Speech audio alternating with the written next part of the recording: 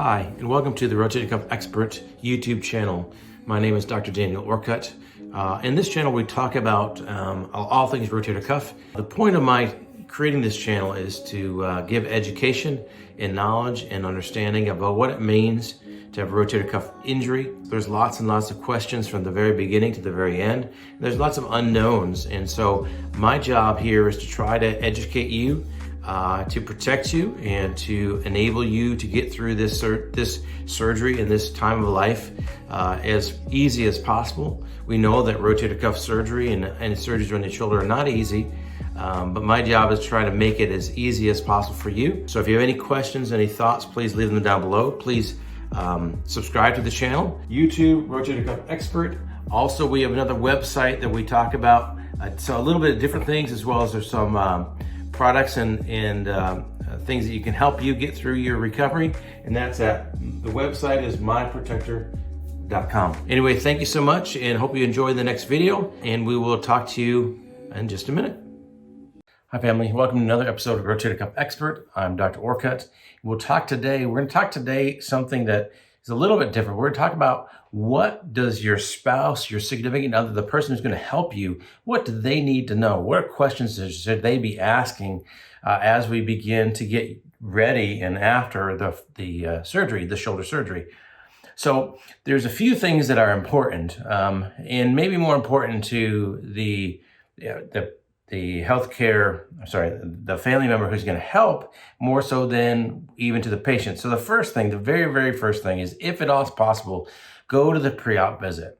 Go to the visit when your significant other is going to talk with the doctor about what's going to happen, because there's a lot of things that go on in that encounter that it's going to be hard to recreate in a different setting. So make sure, if at all possible, go and talk and listen. So what I say as a doctor, 4 ears are always better than 2, meaning that I may say something and your spouse, significant other may not hear it well. They may just be lost in their thoughts of, oh my gosh, I have to have surgery. They may not be able to digest and understand and remember, more importantly.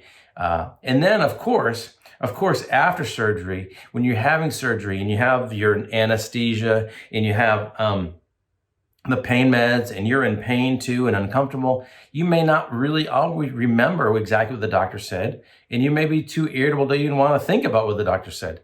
So anyway, so make sure, if at all possible, go with your significant other, your spouse, to the pre-op appointment so you can ask all those questions, so there's more clarity in the day. If you can't do that with COVID and all the pandemic stuff, there's still some restrictions on who can go back to the doctor's office and that kind of stuff. So you may not be able to go back there.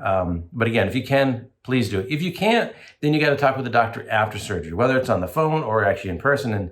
And unfortunately, these days, it's kind of a combination of both for me. I don't like it, but it is what it is, so we have to deal with it.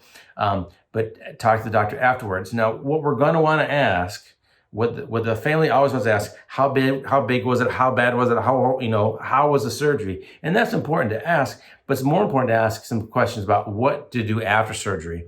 And so you want to have crystal clear understanding of what to do within the first few days after surgery, because that's really when it matters. Beyond the first few days, it doesn't really matter. Then the patient will be awake enough and aware enough and probably can tell you what the doctor said, or you can call the office. But for the first few days, it's really important to know what's going to happen before it happens. And so again, talking with your doctor either before surgery or right after surgery, and there's some very key questions. You're going to say, okay, what medicines does the patient have, and when do they need to take it?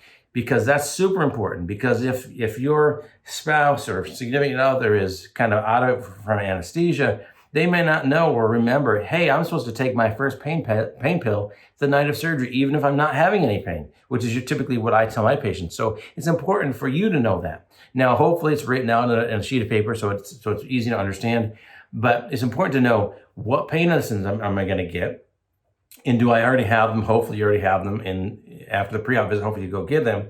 And when do I start taking them? Because obviously we want to make sure that the pain is reasonably well controlled. And that is a big problem after shoulder surgery. So we want to make sure that's clear. Also, again, clarify the medicines, and then clarify what what to do with the dressings, right? The dressings that we call dressings in surgery. So the bandages, what do you do with the bandages? When do you take the bandages off? Because that's always a question too. And so it's easy to say, in my practice, it's usually 2 or 3 days, depending on exactly what we do. But talk to the doctor, say, hey, when do I take the bandages off? And if you don't get that answer, then there's going to be a nurse or somebody who's going to check you out before you leave the hospital or leave the surgery center. And they can tell you that information because they should know it as well. And so make sure it's clear what medicines they're going to take, when they're going to take them, and again, when do they take the dressings up? So those are the first 2 questions. The third question is, what can I do? I don't want to mess this shoulder up, right? I just had shoulder surgery. I don't want to go through it again. What can I do? Am I going to mess it up if I come out of the sling for a second or come out of the immobilizer for a second? Am I going to mess it up if I move my elbow? Am I going to move it off if I move my wrist, my fingers? The question typically is, or the answer really is no.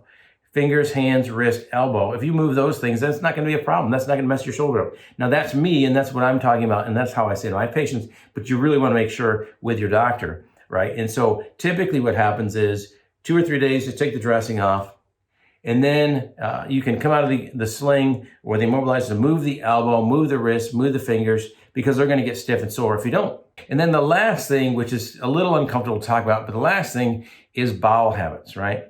And so if your spouse or your significant other is taking a lot of pain medicine, they're gonna need 2 things. One, they're gonna need a lot of hydration, and 2, they're gonna need some fiber. Now, and maybe some coleus, which is a stool softener, right? And so making sure they're taking plenty of fluids, and make sure they're getting plenty of fiber, whether it's some sort of fiber supplement like Citracel or Metamucil or just a lot of green leafies, whatever. We want to make sure we're getting that in the body so we can have bowel movements, because there's nothing worse than a really painful shoulder, plus you can't poop. That's a bad thing.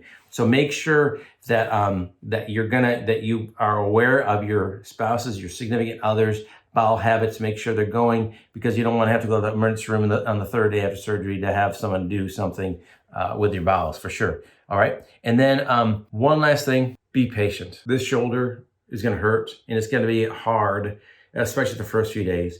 And so try to be patient. Try to get as much prepared before surgery. And they're going to hurt, maybe not the first night. And it might be the first night people go, hey, that's not so bad. I can do this. And then the next day, day one is going to be the worst day. Day 1 is going to be the hardest day. It's going to be where the block, if they got one, which they probably will, the block is going to wear off. So all of a sudden, the hand is going to be numb, and then it's not going to be numb. Then it's going to be tingling, and then it's going to hurt. And the shoulder is going to hurt. So that's what happened the first day. So that's why we have to make sure we understand our pain medicines and when we're going to give them. And that's also why we want to make sure we have plenty of ice in the house to put on the shoulder, whether you use a cryo cuff, which is a special kind of covering that's going to bring the cooling to it, or you just use a bag of ice or peas or whatever. Just make sure you have plenty of it, because they're going to need a lot of it in the first 48 hours. And again, make sure you know your medicines. Make sure you know what you're supposed to do as far as the dressings. Make sure you know what you're supposed to do as far as the sling or immobilizer. And then again, it will get better.